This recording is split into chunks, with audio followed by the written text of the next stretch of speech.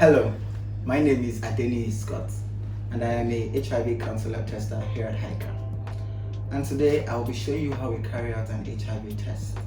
But before I go into the demonstration, I would like to talk about the processes we follow in HIV testing. First, we have pre-test counseling. Second, we have post-test counseling. In the pre-test counseling, we talk about HIV. We educate our clients on modes of transmission. This includes how they could contract and transfer HIV. We also talk about ARV or ART, which is called antiretroviral therapy. We also talk about PNS, which is also known as Partner Notification Service. Partner Notification Service involves the process where we provide HIV testing to partners of persons who test positive to HIV. This is a strategy that helps reduce the prevalence of HIV. In post-test counseling, we counsel our clients based on the result of the test done. If the test is negative, we talk to our clients about risk reduction, processes which they could use in reducing their possibility of contracting HIV, the processes they could use in reducing the possibility of contracting other STIs generally. We also talk to them about PrEP, which is called pre-exposure prophylaxis. And we also talk to them about PEP, which is called post-exposure prophylaxis. We also talk to our clients about abstinence if it's necessary. And we also talk to them about usage of condoms at all times. We also discuss how they could, if in case during the HIV assessment, we notice that their risk factor is very high, we talk about behavioral change and how they could reduce their risks generally. If the client is positive, we provide the client with counseling on positive living with HIV. We also talk to the clients on how they could live positively with HIV. We also introduce to the clients HIV Care and Treatment, which involves ART. ART is what we know as antiretroviral therapy. This involves where we put our positive clients on ARV drugs, which they will be using every day. Note that these drugs will only work based on adherence.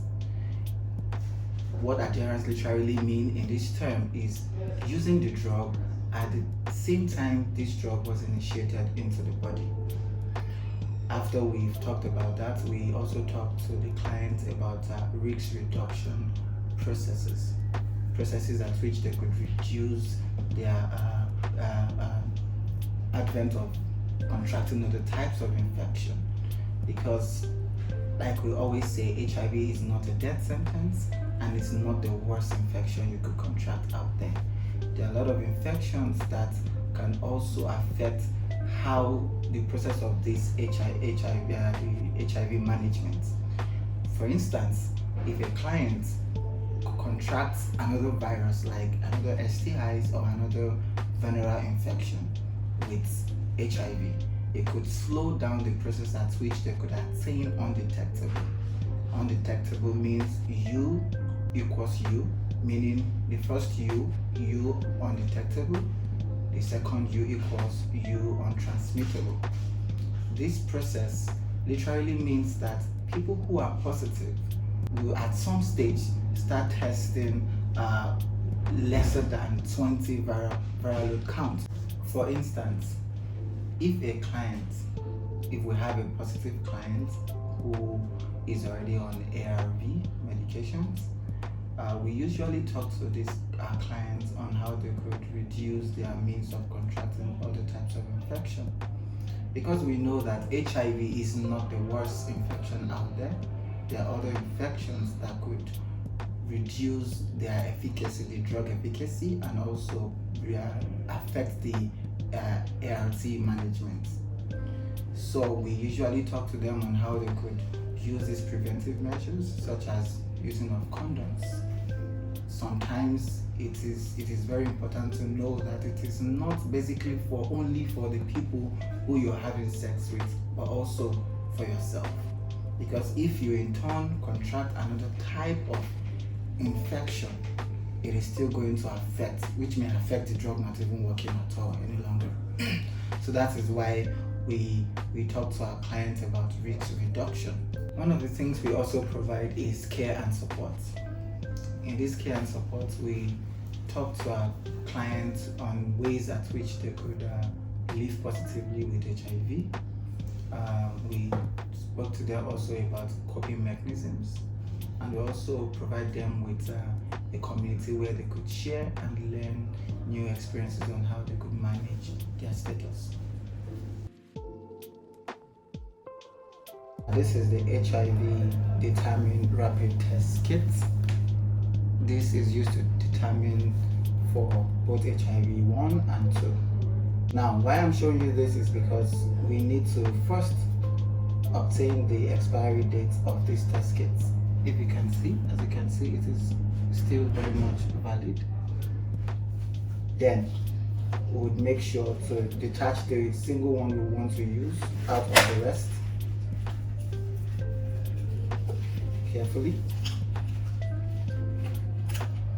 Why we call it rapid test kit is because we can use this almost immediately. We get the result here within 20 to 30 minutes. So after detaching it, this is the single one I want to use.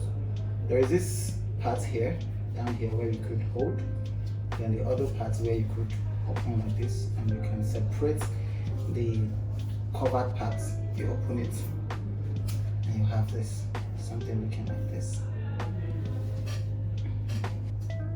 You dispose this into your waste bin, into the papered waste bin. We place this in the dirty workstation. We place this in a way that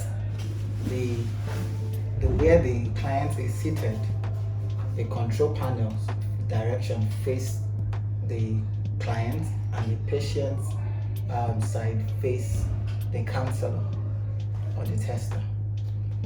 Now, we want to start the test. We have a volunteer here who we are going to be carrying out this test on.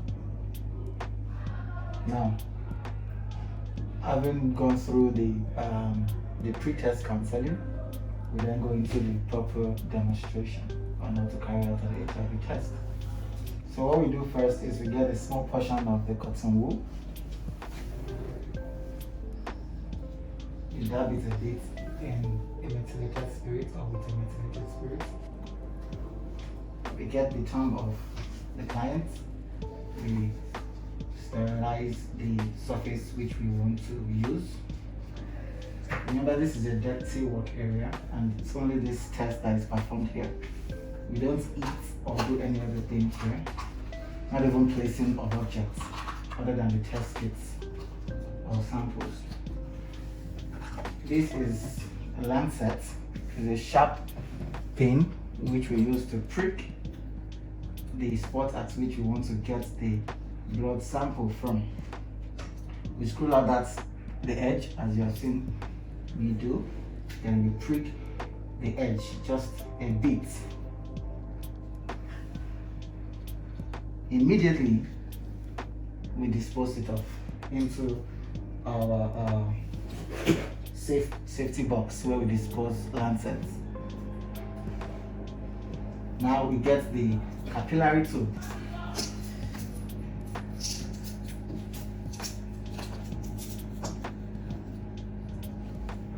We use the capillary tube to get few amounts of the blood sample we need.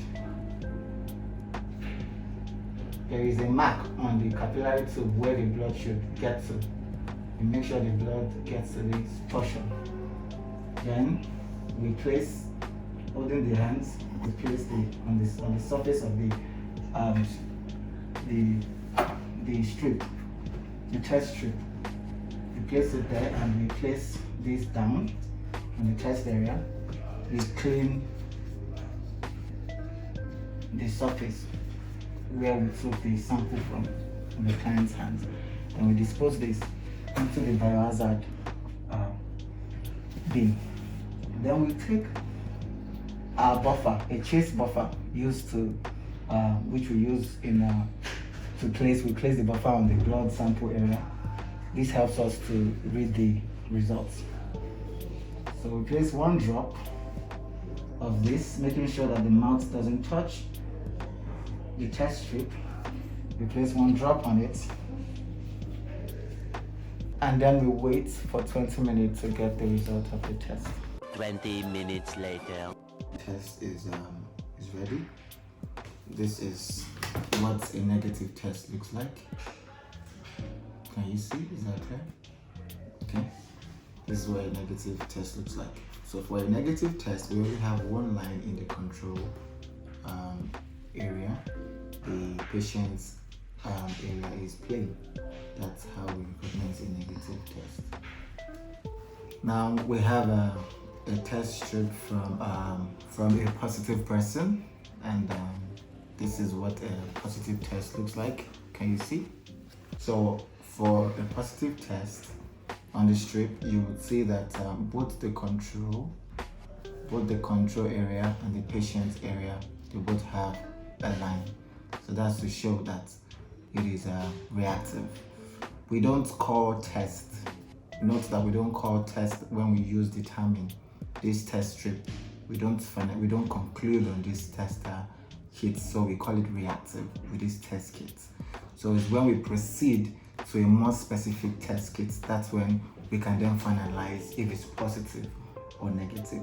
Such test kits, Unigold, which is more specific to HIV type 1 and 2. So if we have a line, 2 lines like this on Unigold test kits, then we can conclude to say our test is positive. Can you see that? But if in case we further have a line like this, then we have to proceed with another test kit called Start Pack to to get our conclusion. Now if we have that Start Pack, it's something looking like this also, but it's a different test kit. If that one also shows negative, then that means that the test result is negative. But if 2 of these test kits, either this and another, shows both positive, then the test is positive. Notice that with all of this test strip, we have a unique code number tagged to all of them, written on each of these test strips. This is a unique code to identify each client and the test strip we used for them. To ensure that wrong result is not given, that's why we always make sure we tag this each of these test strips with the client's unique code. So after the test, depending on the test results, we then proceed to the post-counseling session. Depending on the test, if the test is negative, we talk about risk reduction processes.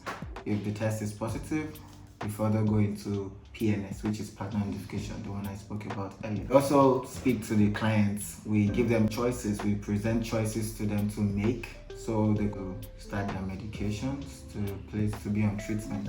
And also we link them to a support group that can help them achieve better behavioral change and positive living with HIV. For more information about HIV testing, treatment and care, please call the number on your screen. Before you go, we would love you to like, share and comment on this video, and do follow us on our social media handles. Thank you. Bye.